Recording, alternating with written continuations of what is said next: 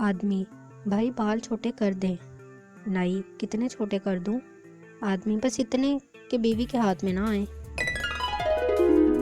وقت صدیوں سے ایک ہی رفتار میں چلا آ رہا ہے، بس اتوار کے دن ہی اس کے پیچھے کتے پڑ جاتے ہیں۔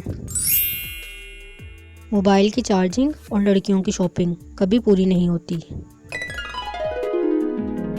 ٹیچر: ٹیسٹ یاد ہے؟ پپو: جیسے ہی میں پڑھنے بیٹھا تو لائٹ چلے گئی، تو بعد میں اس لیے نہیں بیٹھا کہ میری وجہ سے پھر لائٹ نہ چلی جائے۔ شادی بجلی کی تار کی طرح ہوتی ہے، صحیح جڑ جائے تو ساری زندگی روشن، اور اگر غلط جوڑ جڑ جائے تو زندگی بھر جھٹکے۔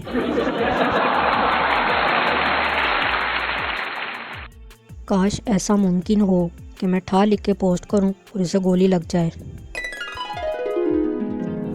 جھکی ہوئی گردن سے اگر موبائل فون میں اجنبی لوگوں سے رشتے جڑ سکتے ہیں تو حقیقی رشتوں کو نبھانے کے لیے ذرا سا جھک جانے میں کیا قباحت ہے۔